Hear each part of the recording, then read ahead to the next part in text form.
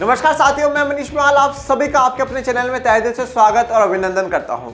आज हम लोग शुरू करने जा रहे हैं राजनीति विज्ञान का एक नया अध्याय और अध्याय है अध्याय 6 न्यायपालिका। आज उसका लेक्चर नंबर 1 है हमारा। और आप लोगों ने बहुत सी बार सुना होगा तारीख पर तारीख, तारीख पर तारीख, ऑर्डर ऑर्डर ऑर्डर। बस अब ये जो पूरा चैप्टर है उन्हीं तारीख तारीख तारीख पे चलेगा, ऑर्डर पे चलेगा। मतलब पूरी जो हम व्यवस्था पढ़ेंगे वो न्यायपालिका के बारे में पढ़ेंगे। तो जानते हैं कि इस अध्याय में हमें क्या क्या पढ़ना है। इस अध्याय में आज जो सबसे पहले हम बात करेंगे वो करेंगे परिचय की, इंट्रोडक्शन। जैसे कि मैं आपको हर चैप्टर में एक परिचय, एक ओवरव्यू आप लोगों को बताता हूं, उसी ओवरव्यू की चर्चा आज हम लोग करने जा रहे हैं। फिर एक बात आएगी न्यायाधीशों की नियुक्ति, कि न्यायाधीशों को नियुक्त किस प्रकार से किया जाता है। और यहाँ पे जो कॉलेजियम सिस्टम चलता है उसको भी समझने की कोशिश करेंगे कि कॉलेजियम सिस्टम कब से चलना शुरू हुआ, कैसे चलना शुरू हुआ, इस पे भी हम लोग चर्चा करेंगे। न्यायाधीशों की नियुक्ति, फिर बात करेंगे न्यायपालिका की संरचना कैसे है, न्यायिक सक्रियता क्या है, ओके, जो जुडिशियल एक्टिविज्म है वो क्या है, न्यायपालिका और अधिकार क्या है, ठीक है, न्यायपालिका का हमारे मौलिक अधिकारों को लेकर के क्या रोल है। जैसा कि हम लोग मौलिक अधिकार वाला जब हम लोगों ने चैप्टर पढ़ा था तो हम पढ़कर क्या है कि अधिकारों का जो संरक्षक है वो कौन है, न्यायपालिका है, ओके। और न्यायपालिका और संसद, न्यायपालिका और संसद का क्या रोल है ये भी हम लोग जानेंगे। पर इन सबको जानने से पहले बार बार में एक शब्द आ रहा है न्यायपालिका, न्यायपालिका, न्यायपालिका। ये न्यायपालिका न्यायपालिका न्यायपालिका है तो है क्या। सबसे पहले हमें इसी चीज को समझना होगा कि न्यायपालिका एग्जैक्टली होता क्या। तो आज हम लोग बात करेंगे परिचय की, उस परिचय में यही समझेंगे। और फिर उसके बाद हम बात करेंगे हमें स्वतंत्र न्यायपालिका क्यों चाहिए, ये स्वतंत्र किस प्रकार से है वो भी जानेंगे। और फिर स्वतंत्र न्यायपालिका हमें क्यों चाहिए ये भी जानेंगे। चलिए शुरू करते हैं आज के लेक्चर को। देखिए, हर चैप्टर को मैं स्टार्ट करने से पहले आप सभी को एक ओवरव्यू उस चैप्टर का देता हूं। अब ये चैप्टर जैसे ही शुरू हुआ होगा, सबसे पहले तो आप लोगों ने कमेंट धड़ाधड़ शुरू कर दिए होंगे और कमेंट में लिखा होगा कि सर आप पहली किताब क्यों नहीं करा रहे हैं, आप राजनीतिक सिद्धांत वाली किताब क्यों नहीं करा रहे हैं। तो मेरे प्यारे विद्यार्थियों, मेरे प्यारे प्यारे बच्चों, मैं वो किताब भी कराऊंगा, मैं मना बिल्कुल भी नहीं कर रहा हूँ। पर देखिए, कुछ चैप्टर्स जुड़े हुए होते हैं, ठीक है। अगर मैं ये न्यायपालिका यहाँ पर भी छोड़ देता और बाकी उधर के 2-3 चैप्टर करा करके आ जाता तो शायद थोड़ा सा ये तीनों जो अंग है शासन के, ये तीनों अंग एक साथ कंप्लीट नहीं हो पाते। इसमें कार्यपालिका, विधायक हम लोग कंप्लीट कर चुके थे, एक अंग न्यायपालिका हो तो 7 से 9 लेक्चर और बनेंगे। मतलब आप 1.5 हफ्ता और मान लीजिए, 1.5 हफ्ता इसको पढ़ लीजिए, फिर उसके बाद हम वो किताब स्टार्ट कर लेंगे, ओके। वैसे मेरी जो कोशिश थी वो ये थी कि हम पहले एक बुक को खत्म कर दें। अगर हम लोग एक बुक को पूरी को खत्म कर देंगे ना तो ये रहेगा कि ये बुक हमारी पूरी कंप्लीट हो जाएगी। तो एटलीस्ट इस बुक से तो आप पूरी की पूरी तैयारी कर सकते हैं। आप इस बुक में से 40 मार्क्स का जो पेपर बनता है वो पेपर पूरा आप अटेम्प्ट कर सकते हैं। पूरा इस किताब पे आप अपनी सुपरियरिटी जो है वो बना सकते हैं, आप अपनी कमांड बना सकते हैं। पर जैसा कि आप लोगों की डिमांड है और जैसा आप चाहेंगे वैसा ही हम लोग करेंगे। आप लोगों की डिमांड है कि नहीं सर थोड़ा बहुत इस बुक का पढ़ा दो, थोड़ा बहुत अगली बुक का पढ़ा दो, तो अपन उस बुक के बारे में चर्चा कर लेंगे। पर न्यायपालिका का चैप्टर कंप्लीट होने के बाद, न्यायपालिका का चैप्टर खत्म हो जाएगा, उसके बाद हम राजनीतिक सिद्धांत वाली किताब पर आएंगे, जहां पे पहला चैप्टर ही परिचय है, इंट्रोडक्शन है। उस पर हम लोग आगे उस समय मूव करेंगे और विस्तार से उस किताब को समझने की कोशिश करेंगे। मैं सिर्फ आप लोगों को एक ही बात कहता हूं कि आप विश्वास बनाए रखिएगा, विश्वास बनाए रखिएगा। अगर मैंने कहा है कि मैं दोनों किताबें कराऊंगा तो दोनों ही कराऊंगा, आप विश्वास बनाए रखिए। हल्ला मचाइए मत कि सर ये करा दीजिए वो करा दीजिए, आपको सब कुछ कराया जाएगा। बेफिक्र होकर के रहिए। पूरा जो दोनों किताबों का पूरा कोर्स है वो पूरा कंप्लीट कराने की पूरी कोशिश मेरी रहेगी, ठीक है। तो ये जो सबसे पहले तो आपका सबसे ज्यादा हल्ला मचता, उस हल्ले को मैंने आज बंद कर दिया, मैंने समझा दिया आप लोगों को, ठीक है। अब आ जाते हैं कि हर चैप्टर का एक इंट्रोडक्शन, एक ओवरव्यू हम लोग पढ़ते हैं। न्यायपालिका है क्या, पहले तो आप उसी को समझ लो, क्योंकि इस न्याय की, ये जो न्याय है ये बहुत जरूरी है, जो जस्टिस है वो बहुत ज्यादा जरूरी है। न्याय की जो हम लोग बात करते आ रहे हैं वो हम लोग अध्याय 1 से बात करते आ रहे हैं। संविधान ने प्रस्तावना में भी न्याय शब्द का जिक्र करा है। सामाजिक, राजनीतिक, आर्थिक तीनों प्रकार का न्याय मिलना चाहिए। हमने मौलिक अधिकार वालों में भी बात करा है कि समाज जो कानून के समक्ष सबकी समानता होगी वो क्या है, न्याय है, जस्टिस है। जस्टिस की बात हम लोग करते आ रहे हैं, कार्यपालिका, विधायिका, हर जगह हम लोगों ने न्याय की बात करी है। सबसे पहली बात तो मुझे आप एक बार ये बताइए कि न्याय या जस्टिस होता क्या है, न्याय या जस्टिस है क्या। अगर मैं न्याय या जस्टिस की बात करूं तो मैं इतना सा कहना चाहूंगा कि अगर कोई व्यक्ति गलत है तो उसको गलत बोला जाए और कोई व्यक्ति सही है उसको सही बोला जाए, ये क्या है, न्याय है, ओके। गलत के साथ गलत किया जाए वो न्याय है, सही के साथ सही किया जाए वो न्याय है। जस्टिस है, जस्ट जो बिल्कुल सही हो वो क्या कहलाता है, न्याय। मेरी भाषा में, मेरी परिभाषा में मैं आपको बता रहा हूं। कि जो सही है वो सही किया जाए, उसको क्या कहा जाएगा? न्याय कहा जाएगा, जस्टिस कहा जाएगा। अब ये न्याय का आधार बनेगा क्या? किस आधार पर आप कहोगे कि नहीं नहीं सर ये चीज सही है और ये चीज गलत है? तो न्याय का जो आधार बनता है वो बनता है देश का संविधान, देश की कानून व्यवस्था। देश का संविधान क्या कहता है? देश का संविधान कह रहा है कि ये चीज सही है तो वो सही है, और वो कह रहा है ये चीज गलत है तो वो गलत है। तो देश का संविधान ये तय करता है कि न्याय की दृष्टि में क्या क्या आता है और क्या क्या नहीं आता। जस्टिस वाला मुद्दा हो गया, समानता इक्वलिटी हो गया, इन सभी पर हम लोग जो वो वाली किताब है हमारी, उस वाली किताब में हम लोग बहुत विस्तार से पढ़ेंगे कि अलग अलग विचारों के, अलग अलग महापुरुषों के इन विचारधाराओं को, न्याय समानता इनको लेकर के क्या विचार थे वो जानेंगे। परंतु एक बार मेरी नजर में न्याय सिर्फ और सिर्फ इतना सा है कि गलत के साथ गलत और सही के साथ सही, वो क्या कहलाता है? न्याय या जस्टिस कहलाता है। और उसका आधार क्या होगा? संविधान। संविधान बताएगा ये चीज सही है और ये चीज गलत है। तो हम लोग सब क्या चाहते हैं? न्याय चाहते हैं। मैं चाहता हूं कि मैंने कुछ गलत नहीं करा तो मेरे साथ कुछ गलत नहीं होना चाहिए, मैं जस्टिस चाहता हूं, मैं न्याय चाहता हूं। तो और इसी न्याय की उम्मीद के लिए हमें एक संस्था नजर आती है। हम वहां एक उम्मीद लगा करके बैठे हैं कि अगर मेरे साथ कुछ भी गलत होगा तो मेरे साथ गलत नहीं होने देगा, वो संस्था है न्यायपालिका। पर ये न्यायपालिका संस्था एक्चुअल में है क्या? इसकी डेफिनेशन आ गई तो सर क्या लिखेंगे? एक स्वतंत्र संस्था। स्वतंत्र मतलब वो किसी के भी दबाव में नहीं है। और ये स्वतंत्र कैसे है, ये इंडिपेंडेंट कैसे है, ये भी आज के लेक्चर में समझेंगे। जिसके पास न्याय करने और कानूनी विवादों के निपटारे का अधिकार होता है। तो न्याय करने का, जिसके पास क्या हो? न्याय करने का अधिकार हो कि भाई आप न्याय कर सकते हो। हमें कोर्ट ही तो बताते हैं हाँ ये गलत है और ये सही है, ये सही है आप जाओ और इसको सजा दी जाए। तो गलत के साथ गलत हुआ और सही के साथ सही हुआ। तो न्याय करने का और कानूनी जो भी विवाद है। अब कानूनी विवाद देखिए, कानूनी विवाद किस किस के बीच में हो सकते हैं? विवाद का मतलब क्या होता है? डिस्प्यूट हो जाना, किसी प्रकार का कोई झगड़ा, कोई बात पे सहमति नहीं बनना, वो विवाद हो जाता है। तो कानूनी विवाद किन किन के बीच में हो सकते हैं? दो व्यक्तियों के बीच में हो सकते हैं, दो व्यक्तियों के बीच में हो सकता है, दो समूह के बीच में हो सकता है, दो राज्यों के बीच में हो सकता है, लोगों और सरकार के बीच में हो सकता है, लोगों और सरकार के बीच में हो सकता है, राज्य सरकार और केंद्र सरकार के बीच में हो सकता है, राज्य और केंद्र सरकार के बीच में हो सकता है। तो जो कानूनी विवाद है वो चाहे दो व्यक्तियों के बीच में हुआ, दो समूह के बीच में हुआ, राज्यों के बीच में हुआ, लोगों सरकार के बीच में हुआ, चाहे राज्य और केंद्र सरकार के बीच में हुआ, उन सभी कानूनी विवादों को निपटाने का, उसको खत्म करने का जो अधिकार है वो किसके पास होता है? न्यायपालिका के पास, उस स्वतंत्र संस्था के पास होता है जिसे हम लोग क्या कहते हैं? न्यायपालिका कहते हैं। देश की सभी अदालतों को, जितनी भी अदालतें हैं को एक साथ न्यायपालिका के नाम से जाना जाता है। तो देश की जितनी भी अदालतें उन सबको एक साथ मिलाकर के हम लोग क्या कहते हैं? न्यायपालिका या जुडिशरी उनको हम लोग कहते हैं। अब देश में कितनी अदालतें हैं आइए जानते हैं।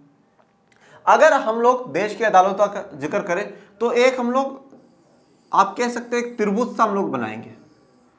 सबसे जो निचले स्तर पर हमें देखने को मिलती है वो देखने को मिलती है जिला न्यायालय। जिला न्यायालय जिसे हम लोग डिस्ट्रिक्ट कोर्ट कहते हैं, ये आपको सभी जिलों में देखने को मिलेगी। कहां पर देखने को मिलेगी? सभी जिलों में, जितने भी डिस्ट्रिक्ट होते हैं हर डिस्ट्रिक्ट में आपको देखने को मिलेगी। उसके बाद आते हैं उच्च न्यायालय, जिन्हें हम लोग क्या कहते हैं? High court. क्या कहते हैं? High court.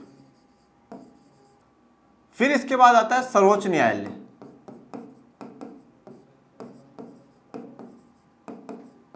सर्वोच्च न्यायालय जिसे हम लोग क्या कहते हैं? Supreme court. Supreme court, high court, district court या सबऑर्डिनेट कोर्ट, इन नामों से हम लोग जानते हैं।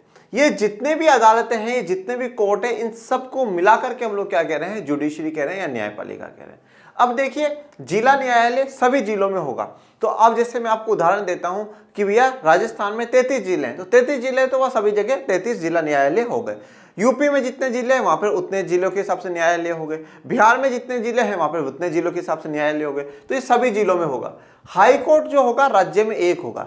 हाई कोर्ट राज्य का सबसे सर्वोच्च संस्था है न्यायपालिका के रूप में। हाई कोर्ट का डिसीजन राज्यों पर सर्वमान्य होता है। तो हाई कोर्ट सभी राज्यों में एक होगा। यहां पर एक बात और ध्यान देने योग्य है, ये बात कही गई है संविधान में कि 2 राज्यों का एक हाई कोर्ट भी हो सकता है। ठीक है, जैसे कि पंजाब और हरियाणा का एक ही हाई कोर्ट है, तो 2 राज्यों का एक हाई कोर्ट भी हो सकता है। फिर आते हैं सुप्रीम कोर्ट या सर्वोच्च न्यायालय। ये एक एक जिलों के लिए, ये एक एक राज्यों के लिए और ये पूरे देश के लिए। तो सर्वोच्च जो संस्था देश में अगर न्याय देने के लिए है तो वो सर्वोच्च न्यायपालिका, सर्वोच्च न्यायालय या सुप्रीम कोर्ट जिसे कहा जाता है। सुप्रीम कोर्ट सर्वोच्च है, उसके फैसले को कोई भी नहीं टालेगा, उसका फैसला सर्वमान्य स्वीकार होगा और हम सबको क्या करना होगा, स्वीकार करना होगा। तो ये सभी अदालतों को जब हम लोग मिला करके एक साथ नाम देना होता है तब हम इनको कहते हैं जुडिशरी, या इनको हिंदी में कहा जाता है न्यायपालिका। तो न्यायपालिका आप लोगों को समझ में आ गया कि भैया क्या है, जिला न्यायालय, उच्च न्यायालय और सर्वोच्च न्यायालय, इन तीनों को मिला करके हम क्या कहते हैं, न्यायपालिका कहते हैं। नाम से भी आप देखिएगा क्या कह रखा है, न्यायपालिका, न्याय का पालन करने वाली। ठीक है, न्याय का पालन करने वाली कौन है, न्यायपालिका है। वो न्याय का ही पालन करती है, न्याय के हिसाब से ही चलती है और लोगों को न्याय ही प्रदान करती है। उसी को हम लोग क्या कहते हैं, न्यायपालिका कहते हैं। तो जहां पर भी आपको कोई ऐसी अदालत नजर आ रही है जो न्याय देने का, जस्टिस देने का काम कर रही है, वो क्या कहलाती है, न्यायपालिका या जुडिशरी में आ जाती है। इन तीनों कोर्टों के बारे में, सर्वोच्च न्यायालय, उच्च न्यायालय और जिला न्यायालय, कौन से अनुच्छेद में भारत के संविधान में दे रखा है, उन पर हम आगे के लेक्चर्स में चर्चा करेंगे कि कौन से संविधान के कौन से अनुच्छेद में है, कहां से कहां तक इसको रखा गया है। सारी जो डिटेल है वो हम आगे के लेक्चर्स में चर्चा करेंगे। परंतु आज सिर्फ और सिर्फ मेरा मुख्य उद्देश्य यह है कि आपको यह समझाना कि हमारी न्यायपालिका क्या होती है और उसमें क्या आता है। अब देखिए, अब आपको एक चीज और बताता हूं, इंटरेस्टिंग फैक्ट है, इस बात को ध्यान रखिएगा। भारत की न्यायपालिका के लिए 2 शब्दों का प्रयोग होता है।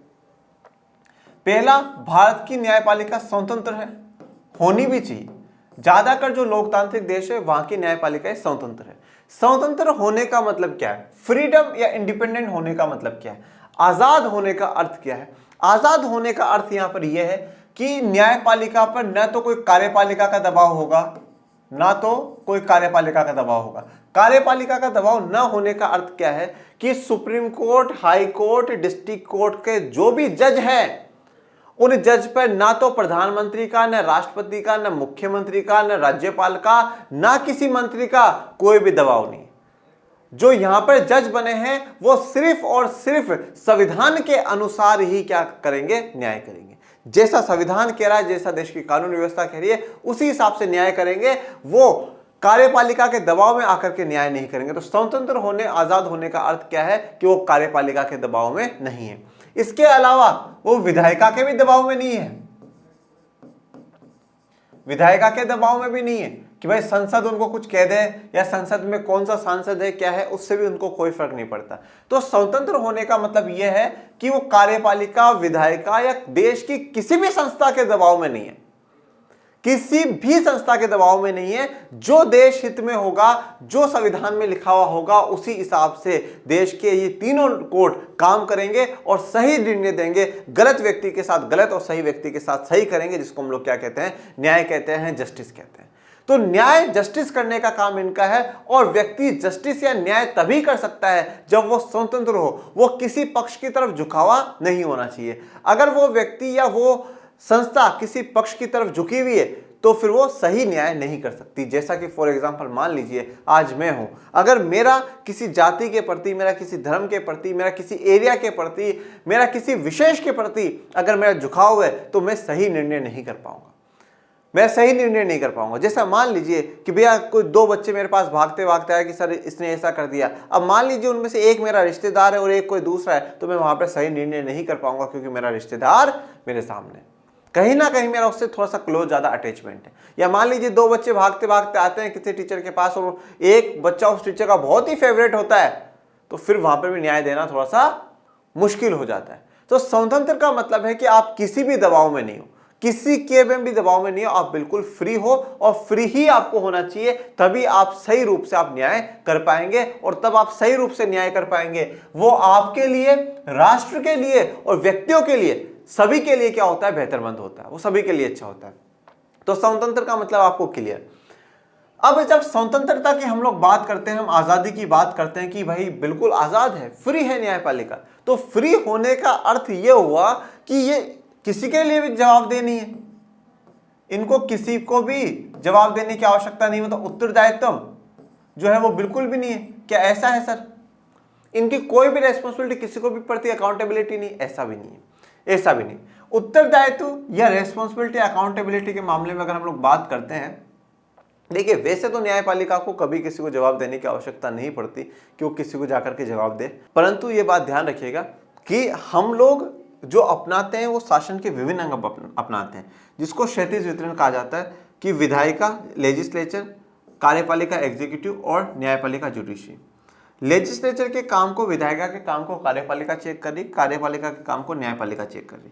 पर ध्यान रखिएगा जहां जहां पर संसदीय लोकतंत्र है वहां पर संसद सुप्रीम है, संसद सर्वोपरि है, संसद से ऊपर कोई भी नहीं है। तो अगर कोई भी ऐसा फैसला न्यायपालिका लेकर के आती है जो संसद को लगता है कि नहीं नहीं न्यायपालिका से गलती हुई है, मिस्टेक हो गई होगी, तो संसद वापस उसको कानून बना सकती है, वापस उस चीज का निर्माण कर सकती है। संसद सर्वोपरि है, संसद से ऊपर कोई भी नहीं है, संसद सबसे ऊपर है। और इसलिए यहां से हमें एक तरीके से देखने को मिलता है कि उनका उत्तरदायित्व, उनकी रेस्पॉन्सिबिलिटी है। कार्यपालिका यहाँ के जो जजेस हैं उनको अपॉइंट करते हैं राष्ट्रपति साहब, ठीक है। जब जजेस को अपॉइंट कार्यपालिका कर रही है तो कहीं ना कहीं उनके प्रति थोड़ा सा रेस्पॉन्सिबिलिटी होती है, परंतु इतनी नहीं है कि उनको हर चीज का जवाब देना पड़े। तो जुडिशरी बिल्कुल भी प्रतिबंध में नहीं है। मतलब ओवरऑल आप यहाँ पे ये जो निष्कर्ष है वो ये निकाल सकते हैं कि उत्तरदायित्व के नाम पर बहुत कम उत्तरदायित्व है, बहुत कम रेस्पॉन्सिबिलिटी है, क्योंकि हमने उनको स्वतंत्र ज्यादा रखा है जिससे कि वो सही रूप से न्याय कर सके, ठीक है। तो यहाँ पे थोड़ा सा ये आगे जाकर के हम विवाद भी देखेंगे कि किस प्रकार से संसद का थोड़ा सा सर्वोपरि होना, ज्यादा ताकतवर होना न्यायपालिका को कमजोर बनाता है, ये भी चर्चा करेंगे, ठीक है ना। अब एक जो दूसरी बात मुझे आपको बतानी है वो है एकीकृत, इंटीग्रेटेड वाली। भारत की न्यायपालिका एकीकृत है या इंटीग्रेटेड जिसे कहा जाता है। एकीकृत या इंटीग्रेटेड का अर्थ क्या होता है? एकीकृत या इंटीग्रेटेड का मतलब यह है कि जैसे मान लीजिए कि किसी भी व्यक्ति का कोई केस है, ठीक है, वो पहले जिला न्यायालय में गया, ठीक है। अब ऐसा तो नहीं आप डायरेक्ट सुप्रीम कोर्ट चले जाओगे, कोई केस है वो जिला न्यायालय में गया, दो व्यक्ति हैं एक्स और वाई। यहां पे रियलिटी ये है कि एक्स गलत नहीं है, पर जिला न्यायालय को लगा सारी बातें सुन करके कि एक्स गलत है, उसने एक्स के लिए कुछ प्रावधान कर दिया कि हाँ ठीक है एक्स गलत है, ये सजा दे दी जाए। अब ये संतुष्ट नहीं हुआ तो ये उच्च न्यायालय हाईकोर्ट जा सकता है। हाईकोर्ट ने भी बोला एक्स गलत है, वाई सही है, पर एक्स को पता है कि वो गलत नहीं है, तो वो क्या हुआ, सर्वोच्च न्यायालय सुप्रीम कोर्ट जा सकते हैं। एकीकृत इंटीग्रेटेड का मतलब क्या होता है? एक दूसरे का जुड़ा हुआ होना, जुड़ी हुई है। जो फैसला जिला न्यायालय में था वो उच्च न्यायालय में जा सकता है, और जो उच्च न्यायालय का वो सर्वोच्च न्यायालय, उच्चतम न्यायालय पे सुप्रीम कोर्ट में जा सकता है। परंतु अगर सर्वोच्च न्यायालय ने या सुप्रीम कोर्ट ने ये बोल दिया कि एक्स गलत है तो वो गलत है, और अगर सुप्रीम कोर्ट ने ये कह दिया कि नहीं वे एक्स की गलती नहीं, गलती तो वाई की है, तो फिर चाहे हाई कोर्ट ने या डिस्ट्रिक्ट कोर्ट ने कोई भी फैसला दिया हो वो फैसला रद्द हो जाएगा, वो फैसला रद्द हो जाएगा। सुप्रीम कोर्ट का फैसला मानना पड़ेगा, चाहे वो एक्स के पक्ष में आए चाहे वो वाई के पक्ष में आए। एकीकृत का या इंटीग्रेटेड का सिर्फ और सिर्फ इतना सा अर्थ है कि जो तीनों न्यायालय होते हैं, जो तीनों कोर्ट से सारी की सारी जो अदालतें हैं, ये एक दूसरे से कैसी है, जुड़ी हुई होती है, ठीक है। तो न्यायपालिका में हम लोग समझ चुके हैं कि न्यायपालिका क्या है। अब इन सभी अदालतों को मिलाकर के हम लोग क्या कहेंगे, न्यायपालिका कहेंगे। ये न्यायपालिका हो जाएगी। भारत की न्यायपालिका स्वतंत्र है और एकीकृत है, इंटीग्रेटेड है। ऐसा नहीं है कि यहाँ का केस ऊपर नहीं जा सकता, इसका केस ऊपर नहीं जा सकता, इस सबके केस ऊपर नीचे जा सकते हैं, ऐसी दिक्कत वाली बात नहीं। पर कभी सर्वोच्च न्यायालय के केस की सुनवाई उच्च न्यायालय में, हाईकोर्ट में नहीं हो सकती, वो ऊपर ही जाएगा। अवरोही है बच्चों, ये अवरोही का मतलब नीचे से ऊपर ही जाएगा, ऊपर से नीचे कभी भी नहीं आएगा। ओके, तो यहां तक जो बेसिक आपको न्यायपालिका की जानकारी देनी थी वो मैंने दे दी। ओके, और बाकी आप लोगों ने क्लास 9th में पढ़ा ही होगा। न्यायालय को विभिन्न व्यक्तियों या निजी संस्थाओं के आपसी विवादों को सुलझाने वाले पंच के रूप में देखा जाता है। न्यायालय जो होते हैं, जो कोर्ट्स जो हम लोग देख रहे हैं, वो कोर्ट्स को विभिन्न व्यक्तियों, अलग अलग जो व्यक्ति हैं, वो निजी संस्था, कोई किसी की कोई प्राइवेट संस्था हो, कुछ हो, उनके जो आपसी विवाद होते हैं, दो व्यक्ति लड़ लिए तो उनका विवाद हो गया, डिस्प्यूट हो गया, कोर्ट में जाएगा। किसी की कोई जमीन हड़प ली, दो व्यक्तियों के बीच में हो गया, वो कोर्ट में जाएगा। कोई दो कंपनियां हैं, उनके बीच में कोई झगड़ा हो गया, वो कोर्ट में जाएगा। तो दो विभिन्न व्यक्तियों के बीच में कोई निजी संस्थाओं के आपसी विवाद, उनको सुलझाने वाले पंच के रूप में देखा जाता है। तो न्यायपालिका क्या है, एक पंच की तरह। पंच का काम क्या होता है, समझाना सबको। कि अच्छा ऐसा कर लो, ये कर लो, वो कर लो, तू लड़ मत। भाई जो गांव में सरपंच होते हैं वो क्या करते हैं, हाँ बोल भाई क्या परेशानी थी, सरपंच जी इसने मेरे 5,000 रुपये ले लिए पर ये लौटा नहीं रहा। हाँ भाई 5,000 लिए थे साहब, पर मैंने लौटा दिए इसके 5,000 रुपये। अच्छा लौटा दिए? नहीं बोले नहीं लौटाए साहब इसने। तो अब वो पंच बोलेगा, बोले यार कितने हैं, 5,000 है क्या, लौटा दी, तेरे पास कोई प्रूफ है तूने लौटाया? बोले जी बिल्कुल है मेरे पास प्रूफ है। बोले क्या प्रूफ है तेरे पास? तो उसका जो भी प्रूफ होगा, मान लो वो किसी व्यक्ति को साथ लेकर के गया था, बोले इसके सामने दिए थे, पूछो इससे, इसके सामने दिए थे कि पैसे दिए या नहीं दिए? वो बोलते हाँ दिए थे। बोले भाई तू झूठ क्यों बोल रहा है, इसने पैसे नहीं दिए? तो मतलब वो एक बिल्कुल उनका जो भी विवाद होगा उस विवाद को खत्म कर देगा, ठीक है। तो वो एक पंच वाला। तो उसी प्रकार से हमारी जो न्यायपालिका उसको किस रूप में देखा जाता है, पंच के रूप में देखा जाता है, जो सबके विवादों को क्या करेगी, निपटारा करेगी, सबके विवादों को सुलझाएगी और सबके बीच में अमन चैन शांति स्थापित करेगी। न्यायपालिका सरकार का एक महत्वपूर्ण अंग है। भारत का सर्वोच्च न्यायालय वास्तव में विश्व के सबसे शक्तिशाली न्यायालयों में से एक है। न्यायपालिका सरकार का एक महत्वपूर्ण अंग है। सरकार का, शासन का हमने अंग पढ़ रखे हैं, शासन के विभिन्न अंग। देखिए आप दो चीजें पढ़ते हैं, सरकार के विभिन्न अंग, सरकार या शासन के विभिन्न अंग। जब हम लोग ये पढ़ें कि सरकार या शासन के विभिन्न अंग, तो आपको तीन इसमें आएंगे। कौन कौन से आते हैं? विधायिका,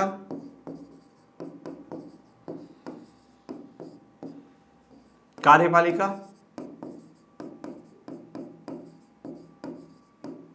और नेक्स्ट न्यायपालिका,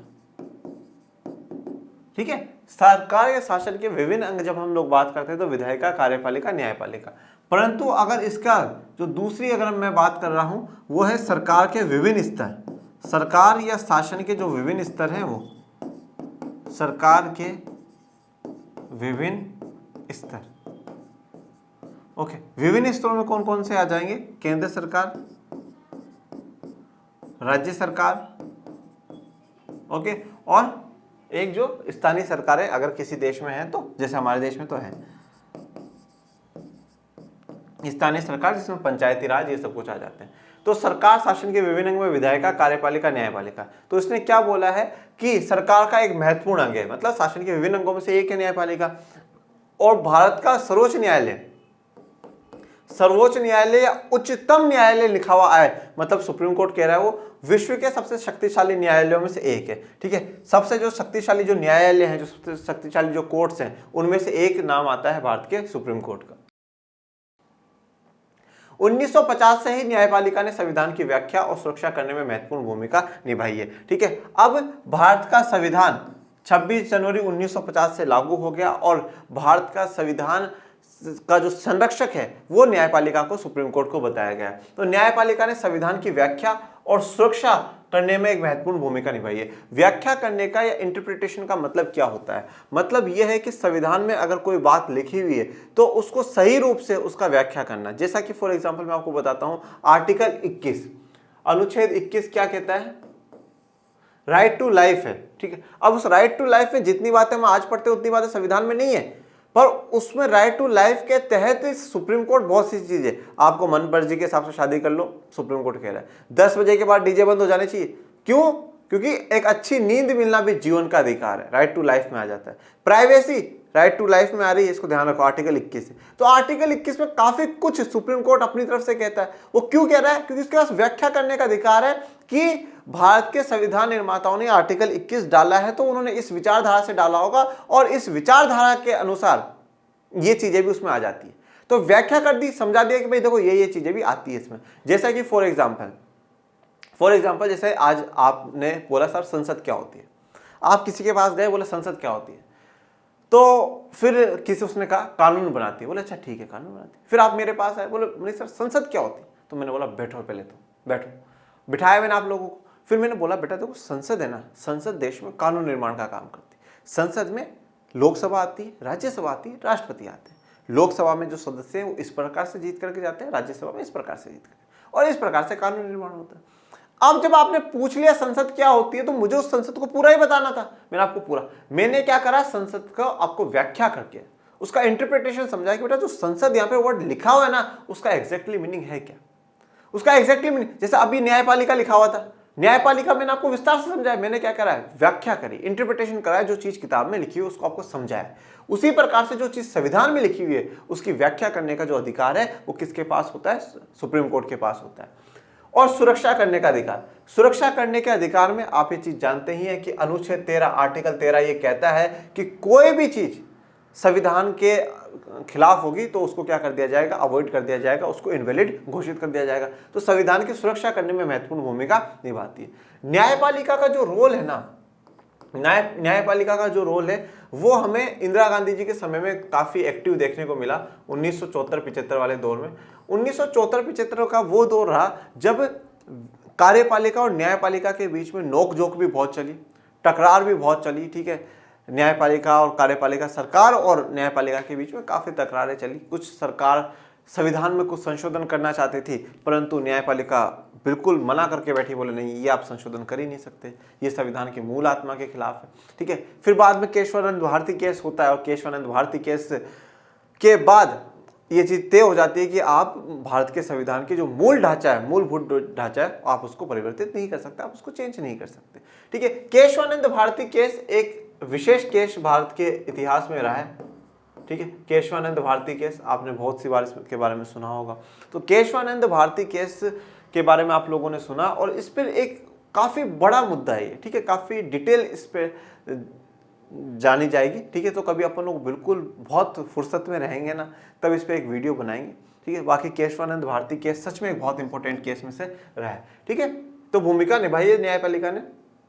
अधिकारों की सुरक्षा के लिए न्यायपालिका बहुत महत्वपूर्ण है। अधिकार, कौन से अधिकार, यहां पे वैसे सभी अधिकारों की बात करिए, परंतु मुख्यतः मौलिक अधिकार, मौलिक अधिकारों की सुरक्षा, मौलिक अधिकारों की सुरक्षा के लिए न्यायपालिका बहुत महत्वपूर्ण है। न्यायपालिका काफी इंपॉर्टेंट है, काफी जरूरी है, ठीक है। क्योंकि अगर न्यायपालिका नहीं होगी, अगर जुडिशरी नहीं होगी तो मौलिक अधिकारों की सुरक्षा करना थोड़ा सा मुश्किल हो जाएगा। और हम कौन से आर्टिकल के तहत सुप्रीम कोर्ट जा सकते हैं, आर्टिकल 32 के तहत, और हाई कोर्ट जा सकते हैं 226 के तहत। हमें स्वतंत्र न्यायपालिका क्यों चाहिए? अब सवाल तो सिर्फ इतना सा है कि हमें स्वतंत्र न्यायपालिका क्यों चाहिए।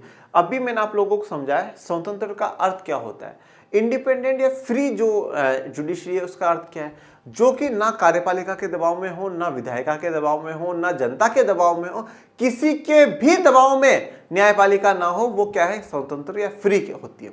तो अब ऐसी न्यायपालिका हमें क्यों चाहिए, या आजकल जितने भी लोकतांत्रिक देश है जिन्होंने आधुनिक समय में आकर के अपने संविधान का निर्माण कराया है, वो जो लोकतंत्र अपना रहे हैं, वो क्यों स्वतंत्र न्यायपालिका चाहते हैं। तो आइए जानते हैं इस बात को। हर समाज में व्यक्तियों के बीच, समूहों के बीच, व्यक्ति, समूह तथा सरकार के बीच विवाद उठते हैं। ये बात मैंने भी आपको समझाई है कि दो व्यक्तियों के बीच में कोई विवाद हो जाएगा, किसी समूह के बीच में विवाद हो जाएगा, ठीक है, व्यक्ति, समूह और सरकार के बीच में विवाद हो जाए, ठीक है। यहाँ पे दो व्यक्तियों के बीच में विवाद हुआ, दो समूह के बीच में विवाद होगा, और यहाँ पे मान लीजिए कोई व्यक्ति, समूह और सरकार के बीच में विवाद हो जाता है कि व्यक्ति, समूह और सरकार के बीच में विवाद हो गया। सरकार ने कोई कानून बनाया पर कुछ लोगों ने बोला नहीं ये कानून तो गलत है, सुप्रीम कोर्ट में चैलेंज कर दिया, और सुप्रीम कोर्ट में चैलेंज कर दिया मतलब चैलेंज सुप्रीम कोर्ट में करा, किसको करा है, सरकार को चैलेंज करा है, सरकार आ जाइएगा ये कानून आपने गलत बनाया। फिर सरकार को नोटिस भेजा जाता है कि भाई आपके खिलाफ ये केस दर्ज हुआ है और आप इस पे बताइए कि आपके क्या बयान है, आपकी क्या टिप्पणी है। अब सरकार की तरफ से ऐसा तो है नहीं कि खुद प्रधानमंत्री, मुख्यमंत्री जाएंगे, तो एक पोस्ट है भारत के संविधान में, अटॉर्नी जनरल ऑफ इंडिया। क्या कहते हैं, अटॉर्नी जनरल ऑफ इंडिया, उसे हिंदी में कहा जाता है महान्यायवादी। महान्यायवादी, ये जो महान्यायवादी अटॉर्नी जनरल ऑफ इंडिया है, अटॉर्नी जनरल ऑफ इंडिया संवैधानिक पोस्ट है। एक तरीके से ये सरकार का, केंद्र सरकार का वकील है। कौन है, केंद्र सरकार का वकील है। केंद्र सरकार के जितने भी मुद्दे होंगे उनको वही लेकर के जाता है कोर्ट। इन सभी विवादों को कानून के शासन के सिद्धांत के आधार पर एक स्वतंत्र संस्था द्वारा हल किया जाना चाहिए। अब किसी के बीच में भी कोई विवाद हुआ हो, उसको, उन विवादों को कानून के शासन के सिद्धांत, कानून के शासन के सिद्धांत का मतलब क्या है, rule of law. Rule of law, जो रूल ऑफ लॉ का जो प्रिंसिपल है उसके हिसाब से वो जो विवाद है वो दूर होना चाहिए। रूल ऑफ लॉ या कानून का शासन का अर्थ इतना सा होता है कि सब कुछ कानून के अनुसार हो, जो कानून की किताब, चाहे वो संविधान हो चाहे कोई भी किताब हो, उस किताब के अनुसार सब कुछ चलना चाहिए। ठीक है, जैसा कि हम अनुच्छेद 14 में पढ़ करके भी आए, आर्टिकल 14, कानून के समक्ष सबको समानता है, सबको बराबरी है। तो वो रूल ऑफ लॉ को एस्टेब्लिश करता है, कानून के शासन के सिद्धांत को स्थापित करता है कि जो कुछ भी देश में होगा वो कानून के हिसाब से होगा। ठीक है, सब कुछ कानून के अनुसार चलेगा, किसी व्यक्ति विशेष के हिसाब से नहीं चलेगा, किसी समूह विशेष के हिसाब से नहीं चलेगा। जो कुछ भी चलेगा वो लॉ, रूल ऑफ लॉ के हिसाब से चलेगा। तो किसी के भी बीच में कोई विवाद हो, जैसे आपने बहुत सी बार देखा होगा किसी व्यक्ति ने कुछ गलत करा, आपने जनरल में भी नहीं देखा होगा तो आपने मूवीज में तो देखा होगा, ऑफकोर्स ही बात है, मूवीज में देखा होगा। किसी व्यक्ति ने गलत करा, भीड़ उसको पकड़ के मारने लग जाती है, भीड़ उसको पकड़ के मारने लग जाती है। अब जब बहुत सी बार पुलिस वाले वहां पहुंचते हैं तो वो बिल्कुल एक लंबी चौड़ी स्पीच भी देते हैं, ये बिल्कुल इसने गलत करा है पर इसको सजा अदालत देगी, कानून को आप हाथ में मत लीजिए, कानून आपको इस चीज की इजाजत नहीं देता है। ठीक है, तो वो क्यों? क्योंकि रूल ऑफ लॉ है भारत में, कानून का शासन है, और कानून में ये बात लिखी हुई है कि अगर कोई व्यक्ति गलत करता है तो उसको आप अदालत में पेश करो। जनता को मारने का अधिकार नहीं है, जनता तो मार रही है तो जनता तो खुद दोषी बन जाएगी, फिर जनता तो फिर खुद दोषी बन जाएगी। और आर्टिकल 21 क्या कह रहा है? आप किसी को जब तक कोई न्यायिक प्रक्रिया के बिना आप किसी को मार नहीं सकते हो। तो मतलब आर्टिकल 21 भी उसका, आप तो चाहे वो दोषी हो चाहे वो कुछ भी हो, तो उसका आर्टिकल 21 भी आप क्या कर रहे हो? वायलेट कर रहे हो। तो कानून के शासन का सिद्धांत चलता है, और कानून के शासन में यही है कि कोई भी विवाद हो तो उसे स्वतंत्र संस्था द्वारा ही क्या हल किया जाना चाहिए। और ये स्वतंत्र संस्था, जैसा कि मैंने डेफिनेशन में लिखा है, एक स्वतंत्र संस्था, तो एक स्वतंत्र संस्था कौन है बच्चों? उसी को हम लोग क्या कहते हैं? न्यायपालिका। उसी को क्या कहा जाता है? न्यायपालिका। कानून के शासन का भाव यह है कि धनी और गरीब, स्त्री और पुरुष तथा अगड़े और पिछड़े सभी लोगों पर एक समान कानून लागू होगा। तो देखिए, कानून के शासन का भाव का अर्थ यह है कि चाहे धनी अमीर हो चाहे गरीब हो, चाहे स्त्री हो चाहे पुरुष हो, चाहे अगड़े हो चाहे पिछड़े हो, सभी लोगों पर एक समान कानून लागू होता है, एक जैसा कानून लागू होता है। देखो मैं आपको इसको एक चीज से समझाता हूं। जैसे देखिए, ये ना कोर्ट है, ये कोर्ट है, ये कोर्ट जैसे मान लीजिए एक पॉलिटिशियन, एक अमीर आदमी और एक गरीब आदमी, तीन लोग कोर्ट में पहुंचे, तो ये तीनों को कोर्ट जो है वो एक नजर से देखेगा। कोर्ट ये नहीं देखेगा ये नेता है, ये अमीर है या गरीब है। कानून के समक्ष सब क्या है? बराबर है। कोई वो भेद नहीं करेगा, कोई भी वो भेद नहीं करेगा। एक चीज ये होती है कि भाई पॉलिटिशियन, अमीर और गरीब, इनके लिए जो है कोर्ट एक जैसा है। नेता भी कोर्ट में जा सकता है, अमीर भी जा सकता है, गरीब भी जा सकता है न्याय पाने के लिए। और एक ये सीन दिखाता है कि जब ये तीनों एक साथ पहुंच गए तो जो कोर्ट है, जो न्यायपालिका है, वो इनको क्या है? एक समान नजर से देखेगा। क्यों एक समान नजर से क्यों देख रहा है? क्योंकि कानून का शासन है और समानता स्थापित हुई है। जो आप लोग वो बिल्कुल एक महिला को देखते हो और उसके हाथ में तराजू होता है, वो तराजू बिल्कुल बराबर होता है और उसकी आंखों पे क्या है? पट्टी बंधी हुई होती है। तो बहुत से लोगों ने क्या कह दिया कि कानून अंधा होता है। कानून क्या होता है? अंधा होता है। ठीक है, परंतु वो क्या मैसेज दे रही है? वो मैसेज ये दे रही है कि जो न्यायपालिका है वो बिल्कुल क्या है? किसी को भी नहीं देख रही, किसी में मतलब कोई भेदभाव नहीं कर रही, और उसके लिए सब क्या है? बराबर है, सब उसके लिए क्या है? समान है। वहां से जो मैसेज आता है वो ये मैसेज आता है। पर हम जनता है साहब, हमें गलत चीजें जो है ना वो जल्दी खेच करते हैं और जो अच्छी चीजें उनको छोड़ देते हैं। तो वहां से मैसेज ये जाता है कि भाई सब क्या है? बराबर है, सब इक्वल है, सब इक्वल है। न्यायपालिका, ये जो कोर्ट है, कानून जो है वो किसी में भी भेदभाव नहीं करता। तो यहाँ पे चाहे धनी चला जाए चाहे गरीब चला जाए, गलती अगर अमीर ने करी होगी तो उसको भी सजा मिलेगी, गरीब ने करी होगी तो उसको भी सजा मिलेगी, स्त्री ने करी हो चाहे पुरुष ने करी हो उसको भी सजा मिलेगी, अगड़े एक ने करी हो चाहे पिछड़े ने करी हो उसको भी सजा मिलेगी, और सब पर एक समान कानून ही लागू होगा। सब पर क्या होगा? एक जैसा, एक समान कानून लागू किया जाएगा। न्यायपालिका की प्रमुख भूमिका यह है कि वह कानून के शासन की रक्षा और कानून की सर्वोच्चता को सुनिश्चित करे। तो सबसे इंपॉर्टेंट, जो सबसे प्रमुख भूमिका, रोल है जुडिशरी का, वो यह है कि कानून के शासन की रक्षा करनी है। ये कानून का शासन सही रूप से चलता रहे, कभी भी किसी भी व्यक्ति के साथ ऐसी घटना ना हो जो कि गैर कानूनी हो, जो उसके साथ गलत हो। तो कानून के शासन की क्या होनी चाहिए? रक्षा होनी चाहिए। कानून की सर्वोच्चता को सुनिश्चित करे। ठीक है, और जो कानून की जो सर्वोच्चता है, मतलब सुप्रीमेसी किसकी होनी चाहिए? कानून की होनी चाहिए। सबसे सुप्रीम क्या है? कानून है।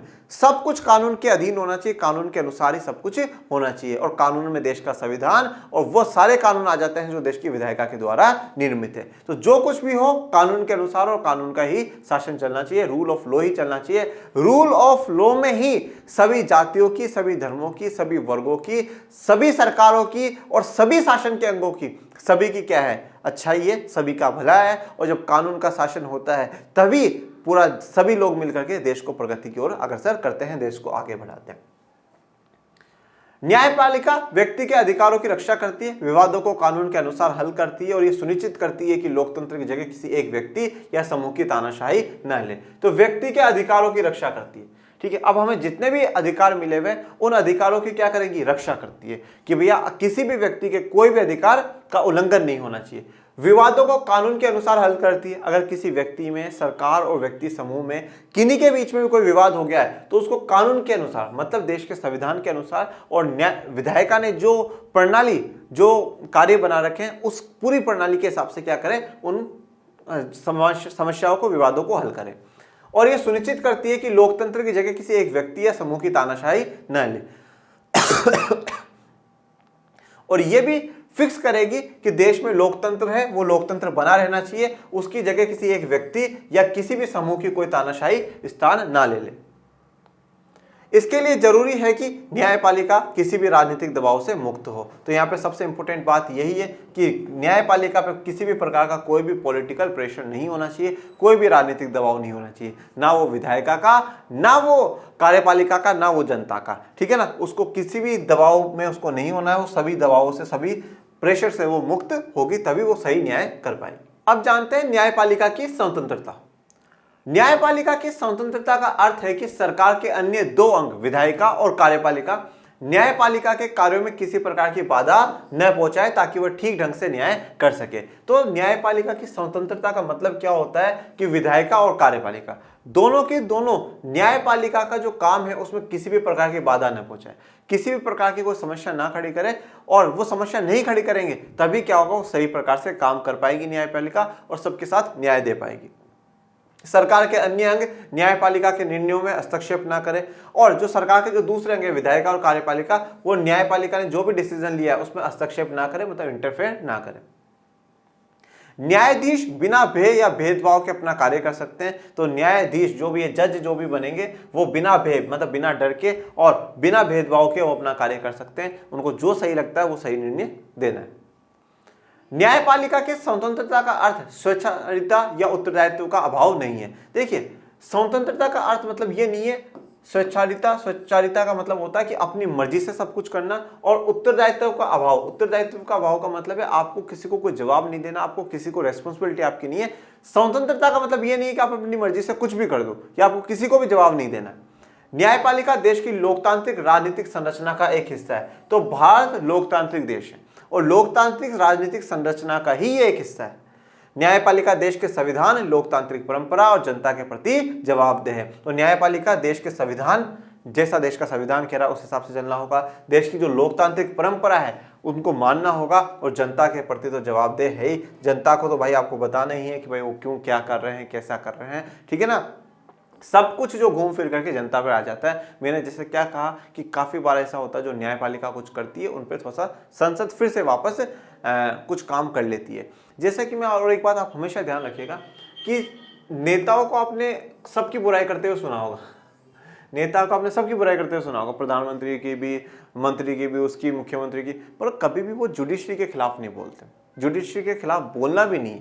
आप कभी भी अपने जीवन में कुछ भी करिएगा पर जुडिशरी के खिलाफ, न्यायपालिका के खिलाफ आप नहीं जा सकते, क्योंकि न्यायपालिका का हमारे देश में जो पद है वो बिल्कुल स्वतंत्र है और काफ़ी सम्मानीय पद है, ठीक है। तो उनका सम्मान करना, मतलब अगर कभी कोई नेता कुछ कह भी रहा है तो यही कहेगा कि हाँ ठीक है, न्यायपालिका ने जो डिसीजन दिया हम उससे सहमत नहीं है, हम फिर से उसमें वापस याचिका लगाएंगे, ठीक है, हम फिर से वहाँ जाकर के इस मुद्दे को उठाएंगे, हम संसद में इस मुद्दे पर चर्चा करेंगे, ऐसी बातें कहेंगे, पर कुछ गलत आप शब्द न्यायपालिका के लिए नहीं कहेंगे, ठीक है। मतलब न्यायपालिका एक अच्छे स्थान पे भारत में है और स्वतंत्र है, और स्वतंत्र इसीलिए पूरी दुनिया के टॉप कोर्ट्स में भारत के सुप्रीम कोर्ट का नाम आता है। और न्यायपालिका बिल्कुल भी फ्री नहीं है, ऐसा नहीं है कि उस पर कोई किसी चीज़ का दबाव ना हो। देश के संविधान की उसको बात माननी पड़ेगी, लोकतांत्रिक परंपराओं की बात माननी पड़ेगी, और जनता के प्रति जवाबदेह उसको होना ही होगा। चलिए ठीक है, तो आज के लिए अपना इतना ही। और अब भारत के संविधान में किस प्रकार से स्वतंत्रता को फिक्स करा गया है ये भी हम लोग अगले लेक्चर में जानेंगे, और न्यायाधीशों की जो नियुक्ति होती है,